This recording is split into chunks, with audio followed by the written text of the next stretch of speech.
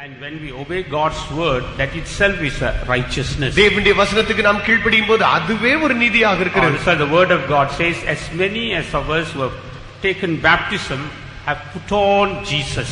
வேதம் சொல்கிறது கிறிஸ்து இயேசுவுக்குள் ஞானஸ்நானம் பெற்றவர்கள் எத்தனை பேர்களும் அத்தனை பேரும் அவரை தரித்துக் கொண்டிருக்கிறார்கள் என்று. We are just putting Jesus as like a garment. நாம் இயேசுவையே ஒரு உடுப்பை போல உடுத்திக் கொள்கிறோம். Praise be to God. கர்த்தருக்கு ஸ்தோத்திரம்.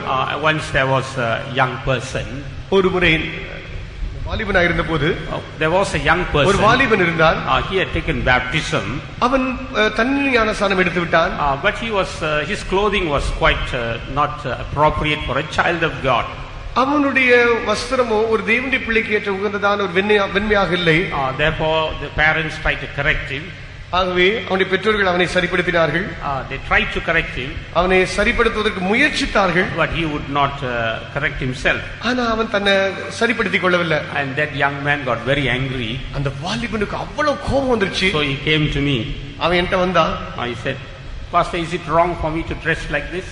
பாஸ்டர், இப்படிலாம் நான் உடுத்துறது என்ன தப்பா? Is there any Bible verse like that? இதுக்கு ஆதாரமா ஏதாவது பைபிள் வசனம் இருக்கா? Then I was thinking, Lord, what should I tell this young man? அப்பொழுது நான் இப்படி யோசித்தேன், இந்த வாலிபனுக்கு நான் என்ன சொல்றது ஆண்டவரே? Then the Lord showed me that verse. அப்பொழுது கர்த்தர் அந்த வசனத்தை காண்பித்தார். I asked him, have you taken baptism? நான் கேட்டேன், நீ தண்ணீர் ஞானஸ்நானம் எடுத்திருக்கியா? He said, yes.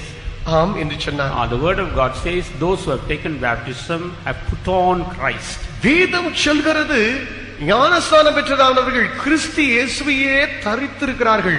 So when others see them, they don't see that person, but they see only Christ in them.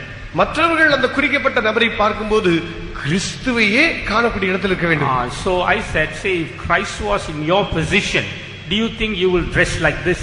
கிறிஸ்து உன் இடத்துல உன்னுடைய ஸ்தானத்துல இருந்தா நீ உடுத்துற மாதிரி உடுத்த மாட்டார்னு நான் நினைக்கிறேன். Do you think that Christ will be found in a cinema hall? கிறிஸ்து இயேசு சினிமா சாலைக்குள்ள சினிமா கொட்டைக்குள்ள இருக்கிறத நீ பார்க்க முடியுமா? Tomorrow if somebody sees you in the cinema hall, they say, Christ in the cinema hall. உன்னை யாராவது ஒரு சினிமா கொட்டைக்குள்ள பார்க்கும்போது, ஓ கிறிஸ்து cinema கொட்டையில வந்திருக்காரு சொல்ல முடியுமா? If somebody sees you in some drinking place, some toddy shop, say, Christ in the toddy shop. யாராவது உன்னை மதுபான கடையில பார்த்தா, ஐயோ கிறிஸ்து மதுபான கடைக்கு வந்திருக்காரு, சாராய கடைக்கு வந்திருக்காரு சொல்ல முடியுமா? Christ will be found there. கிறிஸ்து அப்படி காண முடியுமா? Christ won't be there.